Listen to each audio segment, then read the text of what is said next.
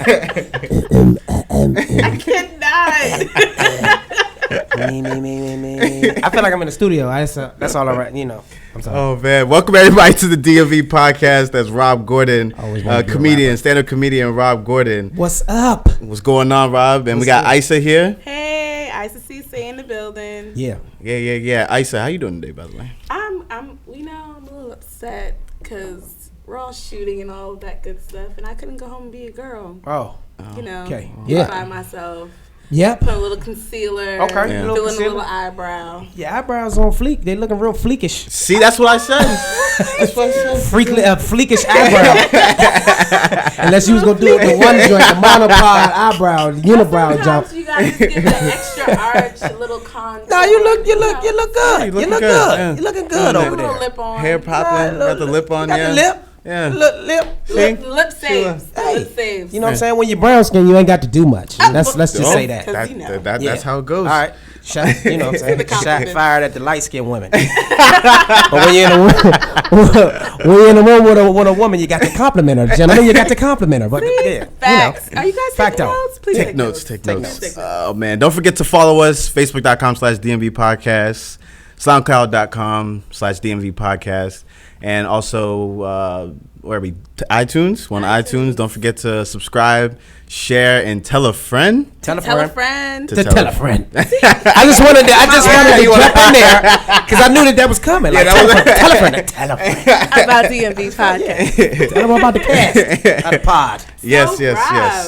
Comedian Rob Hello. Gordon. Hey, how are we? How are you? I'm well. So That's tell us good. a little about yourself. You are a DC native. Excuse DC. me. Yeah, no, DMV. you better get it right. DC native. Oh, you from DC? Oh, what part? Oh, yeah, you know. Yeah, exactly. Whoop, my mama live on that street. You gotta give it everything or they don't neighborhood. You better shout your neighborhood out. Oh, yeah. You want to give your neighborhood? Southeast by way of Uptown. Northeast is where I live now. Peabody Street. Shout out. Shouts out to Uptown, you know what I'm saying? Shouts out to Shepherd Park, you know what I'm saying? Shouts out to Chopper City. Okay. You know what I'm saying? Like, I'm just going to shout it out. Shout it out, okay. DC. I think he got his DC card today. Yeah. Oh, yeah, okay. It's official. You got your stuff in order, everything? No, everything's on. Everybody's good. And, you know, shouts out to certain quarters. I don't want y'all to rob me or murder me. Let's just say that. You know what I'm saying? For the record. They be getting upset. For the record. Shout them out. I'm sorry. You know what I'm saying? It's shouts out to y'all. Because y'all killing niggas. I'm not. Black Lives Matter. All of them. Even comedians' lives. They matter. Don't forget at Young Funny. And shouts out to Young Funny. Yep. Shouts out to the crew. Shouts out to Paris. Shouts out to Jock. Shouts out to Rollo, K-Son, Ashley Mayo. I'm sorry. Shouts out to the whole crew. Okay. Yeah. Sounds good. So, being a comedian, how do you step into it? Because I know you go about your life, you make people laugh, but do you think, oh yeah, one day I'm just gonna be a comedian? It just runs in the family. No, you don't think that. It just happens. No, for me, I know everybody's story is different. Yeah, everybody's story is different. Yeah. Let's get the Rob Gordon story. You want my story? I want the Rob Gordon story. I was stripping on U Street and it just wasn't working out. So I decided that comedy would be a better route for me. No, I'm just those jokes. No, but I think I was playing football at Hampton University and I got hurt. Shout out to Hampton University. Shout out to HU. Shouts out to the real HU. The other HU. No, the real. HU. Oh, excuse me. Yeah, but sports and athletics say that we're the real HU. Okay. Yeah. You know, I never lost to. Now let's let it be known. I never lost to Howard ever. Yeah. I went to Virginia State. Oh, so why is she even in the beef? Shout out. See, people picking beef. That's like picking a beef between Biggie and Tupac, and you get shot and wonder why. You know what I'm saying? Like, why are you even in that beef? It's not your beef. So I'm gonna go back to Seattle Ballet. Shout out to Seattle Ballet. You know what I'm saying? You're not even in the. You know what I'm saying? You're not even in that conference. But so I was playing football. And I got hurt. Tore my ACL. Okay. The unfortunate circumstance. I probably would have made it to the league anyway. No, I probably would have. But I don't know. Who knows? But so I tore my ACL. Talked to my uncle, and he basically gave me some information about a comic. I started talking about comedy, and everybody around me knew I was a funny guy from high school. Shouts out to Carroll High School. Okay. I'm the best Joner that ever came through there. Let that be known. So, you know what I'm saying? And everybody was like, you need to try comedy. Try stand-up comedy. I was like, nah. And so I tried stand-up comedy. And at Hampton? No, I was. Well, yeah, I guess I was at Hampton, but I didn't do it at Hampton. Oh, okay. It was actually here in Temple Hills at the Laugh Out Loud Comedy Club over in the corner. They shut down now because somebody got stabbed outside. I just wanted to say that. Yeah, I mean, if you ain't a real club until somebody gets stabbed outside. So that happened, and then I fell in love with the sport. I guess it's not even a sport, but we're gonna remember for pretend it's a sport. Okay. Yeah, the comic bug. Yeah, I got bit with the comic bug, man, and I've been doing it ever since. Yeah. So as you go, the comedy scene, it has its ups and downs. You trying to get in your audience and everything. Oh, yeah. You go to some shows and it's like, and then you go to some shows and it's like, for comics. Let me that definitely, yeah. The comedian grind is unlike any other, and if you talk to any comedian, they struggle. Like, the struggle is real. Let's say that. Let it be known. The struggle is real. The first year I tried I hit a lot of open mics, and I ate it. In comedy, we call it eating a dick. I ate. No homo, but we call it eating it for short. I ate it everywhere. I ate it here. I ate it from New York on down all the way to the West Coast and back. I ate it, but at a certain point, you get tired of eating it. You get tired of sucking. you get tired of sucking. This is working. And you just and honestly, a lot of people don't know a comic's grind is a lot different because we have to tell our pain. You know what I'm saying? Like a lot of those jokes that people hear, it's real. It's truth plus exaggeration to equal to funny. You know what I'm saying? So when you do that and you hone that hurt, that pain, whatever that is, deep down, and then you try to evoke funny into it. It's a process. You know what I'm saying? And you got to find your voice. It's therapy. A lot of comics are crazy. A lot of comics are fucking crazy. It's all of them though, right? No, all of them. All of us are crazy. Yeah. You are one less drink away from a depressive moment and killing yourself. Like, you don't know. Like, if y'all don't like if you are in the crowd and you hear a comic, give him a courtesy laugh. If he's doing terribly, because he might kill himself. He might end it all. That might be the last time you see him. Get a courtesy laugh. Wow. Is it? That is it. Comic lives matter. This is it right here. It might be it. I'm telling you. Courtesy laughs, everyone. Courtesy laugh and a clap. Just woo, give him one of those. Woo. That is all he needs before he might end it. He might jump off a bridge tonight. It's over. It is over. Oh man. I'm telling you. Oh god. So you start out comedy, you're going through the motions, you're doing shows and everything, and then what? That's exactly what. Exactly. Oh, wow. Yeah. No. Then what? That is the question every day for a comic. And then what? It's like, what the fuck am I doing here? You know what I'm saying? Like it's I don't know, man. Like the business of comedy is not like any other business. You know, with being a rapper, you can get a mixtape. Do your mixtape, and your mixtape leads you to an album. Right? Look at Drake. He started at the bottom. Now he's where the fuck he is. I don't know. You know what I'm saying? And he's at the top. He was in the middle, then he's at the top. You know what I'm saying? Like with acting is auditions. You go on different auditions, and that gets you a SAG card, and then from your SAG card, you do something else. With comedy, it's stage to stage, bar to bar. So you never know. You really can't even meet her. You don't know. It's really grassroots if you think about it. It's grassroots. You build your fan base from the bottom. From the time that you start, you build your fan base. From the time that first open mic that you invite all your friends to, and you fucking eat it. Yeah. And then everybody's like, I'm not going to see you again until you get funny. And then you don't see niggas for the next 5 years until you get funny. Seriously. No, it's like that. Like, it's really like people that. Tell you that. No, like you because when you first start off doing stand-up comedy, everybody wants to invite all their friends out to do stand-up for support, for moral support.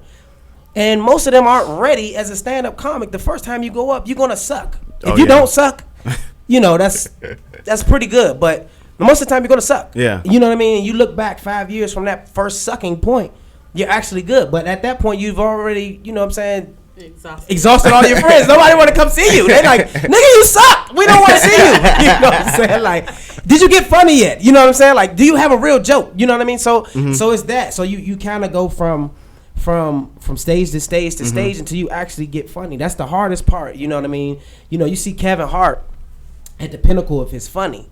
And even still, a lot of people don't give Kevin the credit that he deserves. You know, he's a great marketer. Kevin is a great marketer. He's not the funniest guy to most comics, But he's a great marketer. You know what I mean? So he knows how to put himself in an ideal situation, and he built his fan base from the ground up. You know what I mean? So with a comic, we build it from the ground up. You get on different shows. You go from open mic to open mic. You know what I mean? Even if you don't get paid, and then you build that fan base to the promoters get to notice you and say, okay, we want to book him. We're going to give you an opportunity to book you. And then you go and you do the underground circuit. And you do the underground circuit till somebody then notices you and say, hey, we want to pay you or put you on TV to do what you do best.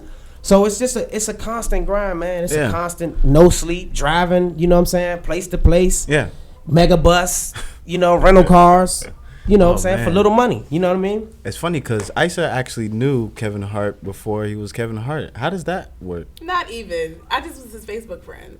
How? Oh, well. Well, see, because you know he gets a lot of criticism because he got a little internet famous, but he was also doing like the club circuit. He was doing both, and that was before everyone knew that social media was going to be what it was. Like, I don't know how I became his friend on Facebook. I can't say. Oh, I got a friend request. Kevin Hart is hacking people's accounts. No, but he has so many followers. Like he has. You look like Tori. That's what it was. You look like Tori.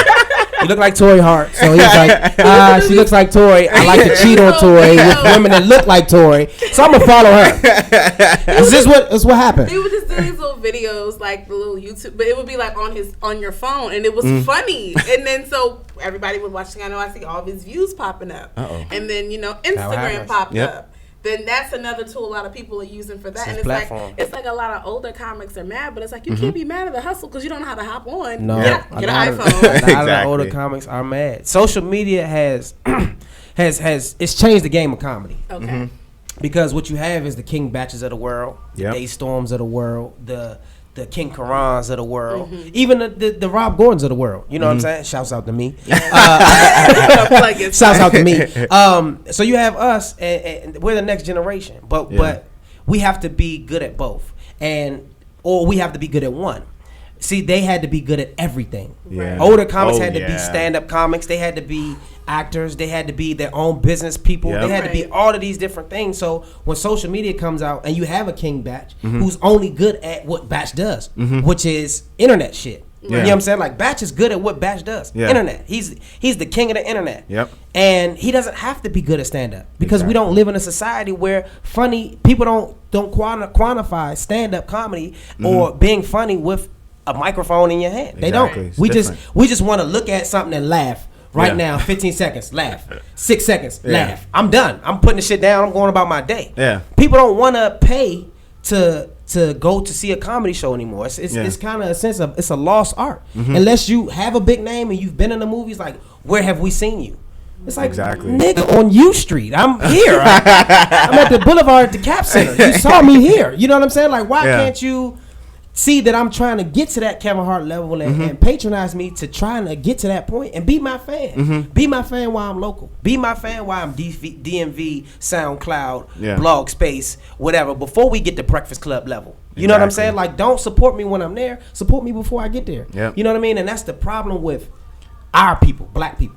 We always want to support somebody when they own, but we don't want to support them on the come up. Why do you think so? Somebody just said that. They were like, everybody just made Walmart, $2.4 million off of Patti LaBelle, but when your friends are out here trying to do their hustle and their grind. But you got Kwee, who been cooking pies in the kitchen since 2006. You know what I'm saying? And Kwee pies, good as hell. We all love Kwee pies. Matter of fact, we're going to order Kwee pies for Thanksgiving. You know what I'm saying? And we're going to eat the fuck out of Kwee pies.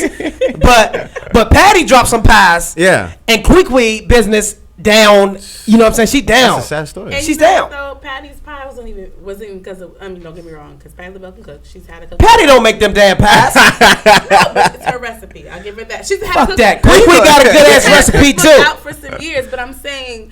But y'all won't support. But it's not even her. It was the guy that made that video and it went viral. All of a sudden, it was the gay dude that made the video. And who can sing? And, who can sing? And you know what? He can sing his ass off. Shouts out to him. Yes. Shouts out to dudes that sing. I've never seen this video. I went and looked on his video. I went and looked on his page on like the way he's marketing from this. I'm so proud of him. Like he's going in because he's a singer. So he's capitalizing on this moment. The guy that did the video, what's his name? The Patty. We'll put you up to speed after the show. Yeah, you trying to catch up on my time. No, we ain't gonna do that. We gonna keep you focused. So basically, he made a video of his review of the Patti LaBelle pie, and he basically turned into Patti LaBelle during the video. He was like, but okay. It wasn't even like I seen all the really pictures. Acting. Like he was really just being himself. Yeah. You could tell, and it just went viral, and it was hilarious. Yeah, like, but he capitalized on the moment. Yeah. Jamie Foxx, he got a call from Angie Stone, he got a call from Patty herself, and he is capitalizing on the moment, and I'm so proud. Please capitalize on your moments. Take your 15 minutes and stretch it into 15 days. Capitalize your moments, and please keep going. Don't burn out right after that. You got to do it. Exactly. You got to do it. So next, you open up for Dave Chappelle. How does that work? Dave Chappelle? Dave Chappelle? It's an accident. Right place at the right time. I didn't know he was coming. So the story is, I was in LA at the time with Young Funny. We was actually on a DC native show, Red Grant. Shouts out to Red Grant. Who shows love every time I come to LA. I need to crash on your couch next time I'm there. By the way, but no, so we was at Red Grant show. And by the way, it was a good show. Yeah. We didn't see we didn't pay attention to the list. So on the list it had us, it had Rollo's name, my name, and then guest. Who guest was? We didn't have a fucking clue who guest was. So we did our thing, and at the time, Chris Spencer, who's the producer of Love and Hip Hop Hollywood. I mean, not Love and Hip Hop, I'm sorry. Kevin Hart show. I don't know. What's the name of Kevin Hart show? Real Husband of Hollywood. Yeah, so he's a producer and a writer of that, co-producer and writer of that. Was sitting in the crowd. Yeah. And actually, he said, he was like, after we got off the set, he was like, off the stage, he was like, man, how long y'all been doing comedy? We was like, I was like, I've been doing it for 3 years. And Rollo was like, I've been doing it for 6. He was like, impressive. So we standing there and we conversing, back and forth, and a blur walks past, and we so into our conversation talking about what we talking about, we're not even paying attention. So we finally looked to our right, and there was a bunch of people congregating around Dave Chappelle. Ooh, wow! So we looked like, dog, Dave Chappelle just walked past us. So he was like, yeah, damn, we missed a photo op. So then Chris Spencer pulls Dave Chappelle aside, almost like to the steps, like in the back room of the Comedy Store, some steps right there, like, you know, they have like dressing rooms. He was like, man, there's some DC cats here from DC. He was like, oh shit, son, where they at? Where the DC cats at? So we walk up.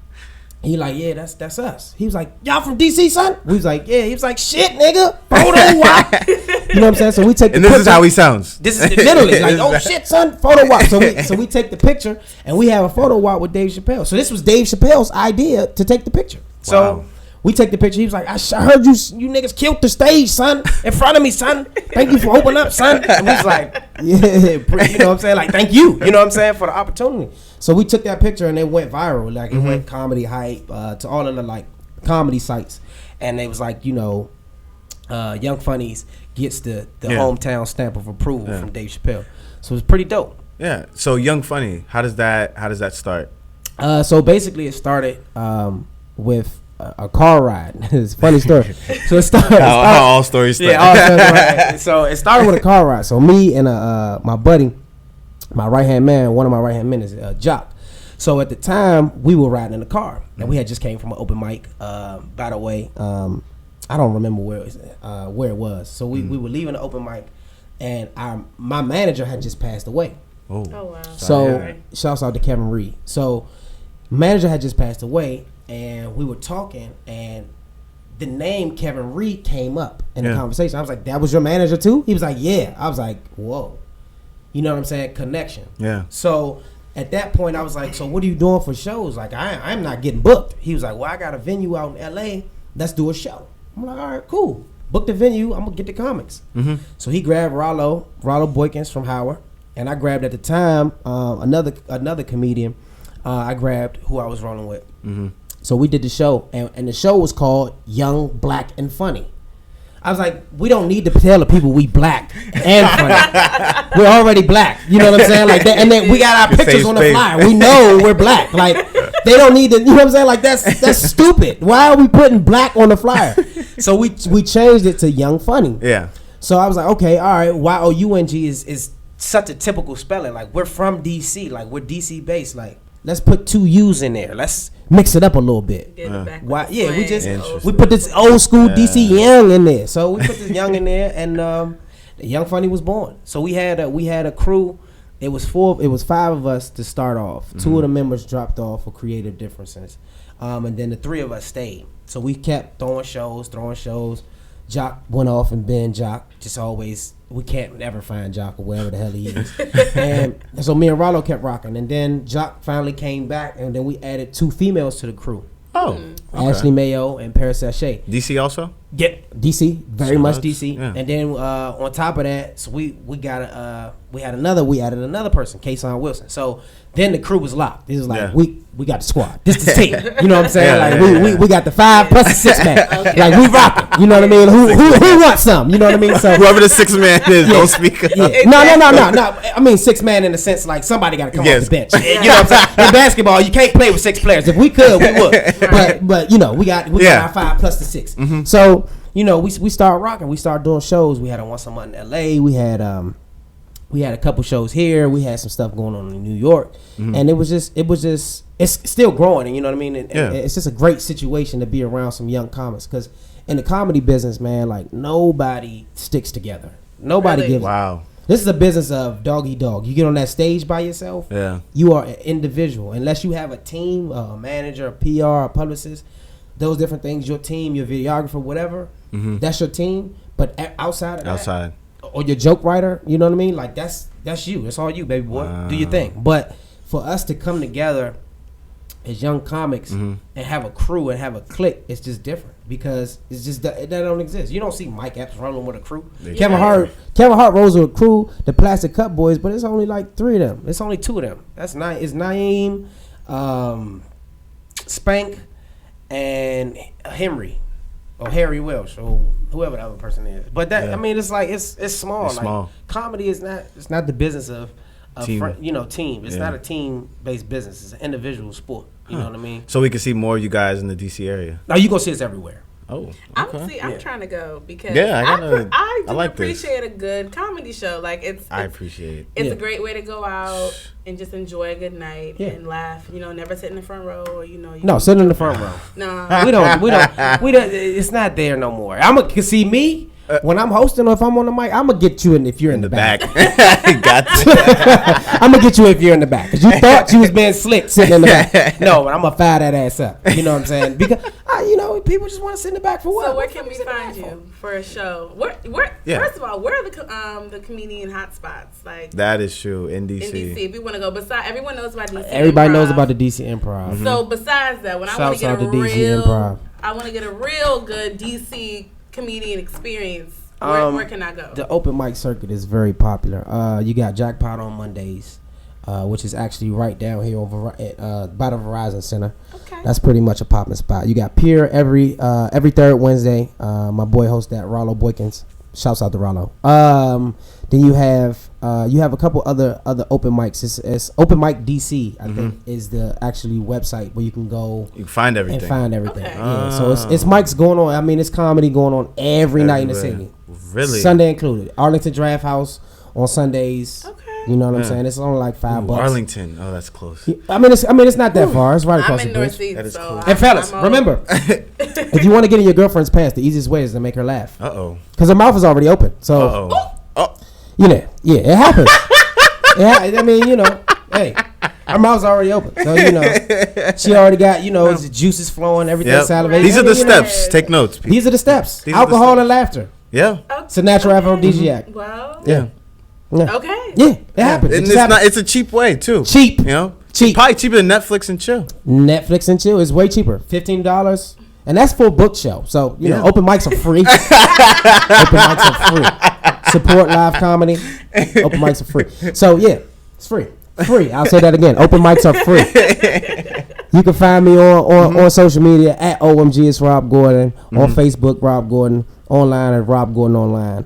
Check me out. Book Rob Gordon if you want to book me. Book Rob Gordon at gmail.com. Book Rob Gordon at gmail.com. Speaking of booking Rob Gordon, what else does Rob Gordon do besides comedy? I do everything. I strip. Oh. I take your grandmother out if she needs that. Hey. I'm a dog walker. Uh-oh. Hey, No, I'm joking. I don't do any of those things. Nah, man, I'm working on a couple different projects. I'm working on some short locally? film. Yeah, well, just nationally, internationally. Okay. I'm working on some short film projects, a couple sketches, stand-up shows, hitting stages. Okay. Yeah. Got a little deal, something coming down the pipeline, but I'm not gonna speak on it. You know what I'm saying? No need. Let's just say, you know, Let's just say it. End it right there. We just said it. Yep. You know, it's kind of. All right. We ain't got to say too much. Yep. Yeah. Oh, all right. Exactly. Oh man, thanks for coming on the show. Thank you guys for having once me. again. Thank you so much. This is a very impromptu. See how good that goes? Yeah, but we're very happy to have you. Oh yeah, definitely. We wish you much success. I appreciate it. I want to come back and see this grow and help y'all grow. Don't forget us. No. As you make to Madison Square Garden. Yeah, I'm going to the. I'm going right across the street to the Verizon Center. Oh yes. Yeah, I'm going there. Keep it home. Why am I going to the garden? When I got this, I got the center. That's very true. Right across the street. Forget the garden. I got the center right across the street. You might catch me in Clyde's first before I get to the garden. I'm being Clyde's. And you gotta go to happy on the third floor, happy hour menu. I'm gonna be on the third floor with Jack and Cokes and microphones. And then Verizon Center next day. Right. Shouts out to Jack and Coke. I need a sponsorship. You can be a brand ambassador. Yeah, I need to be a brand ambassador. Shouts out to them. Oh, man. With the DMV Podcast, we're all about just bringing on people who are inspiring, who are artists, and who are moving in the DC area. Yeah. People need to know. You got to be passionate. You got to be doing your thing. Passion. Yeah, because passion is definitely not a joke. People take it as a joke. No. It's not a joke. No. Passion is real. Passion is real. Yeah, but when you go into something. Passion can't be taught. Oh, you're right.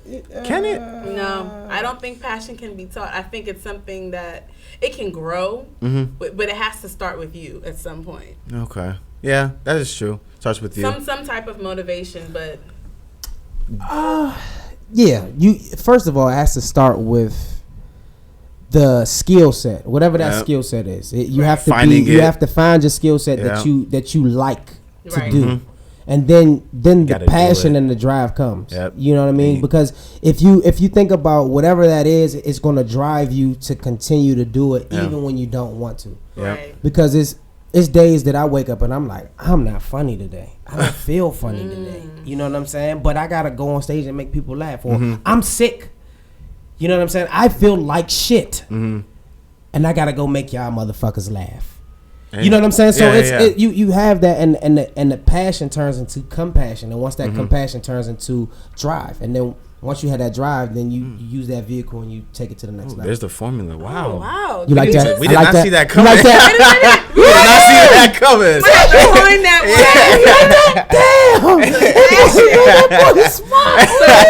way. When I make this little post, and I'm gonna make sure. You better make sure you tag that. Tag that. So passion turns into compassion, and then the passion turns into your drive. Yeah. And you drive that car to your successful destination. Woo! Damn. That works. I think cut and print. Yeah, and on that note, we'll close it on out. Wait. Any motivational other than that, for people out here in the DMV area that's listening to this, they're like, man, comedy. I make people laugh in the office, make people laugh at home, blah blah blah. What can you tell them? Stay at home. He said it was doggy dog. This ain't a business for everybody. Nah, man. If you really passionate about stand up comedy and getting into the stand up comedy game, I would tell you to stay at home. No. I'm just joking. Never stop. I would say get the Comedy Bible by Judy Carter. Read that. You know what I mean. Read that. And take your time with that. Actually study the craft. Find your favorite comic. You know what I mean. And don't mimic them, but learn from them. Yeah. Don't emulate them either. Learn from them. Develop your own style. Create your own voice. Because in this business, don't nobody care about Kevin Hart's perspective because we know Kevin Hart. Exactly. Don't nobody care about Chris Rock's perspective because we know Chris Rock. We want to know who are you? Who is Rob Gordon? You know what I'm saying? Like we want to know who is he. Because if I can't strictly see who you are through your stand up, I'm not gonna listen to your stand up. So I would say to people, push, dream, laugh. Push towards your dreams. Laugh at those who say that it's not possible. Because, shit, man, if you work in a 9 to 5, you know what I'm saying? Like, you build somebody else's dream. Push, dream, laugh. You know what I'm saying? So, it is what it is. If you building a dream, you're not controlling or taking advantage of your own. So, very true. If you really want to, work that job, that's fine. Yeah. You know what I'm saying? Like, you can get retired at 50 or you can get fired at 50. It works both ways. It works both ways. It works both ways. Whatever you want to do, whatever you're more privileged to, you can get fired at 50 or hired at 50 or retire at 50. You know what I'm saying? But that's why you see old ass people working at Walmart. You know what I'm saying? That is so true. No, shouts out to Walmart. Have you ever wanted to go up there and be like, what happened? You know what happened. They didn't build their dream. That's what the fuck happened. You built somebody else's dream for 50 years and then they fired your ass. That's what happened. They got a young person that could do your job better and quicker and more efficient. And for cheaper. And for cheaper. You know what I'm saying? So I'm not going to pay a 50-year-old person fucking $60,000 to do a job that a 24-year-old would do for $24,000. It's just stupid. That's just smart business. So that's what I would do. Okay. That's what I would suggest. Good words from comedian Rob Gordon. Don't forget to follow him Instagram at OMG. It's Rob Gordon. Yeah. Can't miss it. And at Young Funny YUUNG FUNNY Young Funny. Yep. And you can also check him out robgordononline.com. Yep. And don't forget to follow us on Facebook.com/DMV Podcast. Shameless plug. Shameless. Go ahead. YouTube page Rob Gordon TV 1. Put the 1 after it. Okay. Yeah. Okay. Yeah. Okay. And SoundCloud.com. Check out more episodes like these. SoundCloud.com/DMV Podcast. Instagram at DMV Podcast. Yes. And iTunes also. Don't forget to tell a friend. To tell a friend. To tell a friend. To tell a friend. To tell a friend. About DMV Podcast. He was so hyped.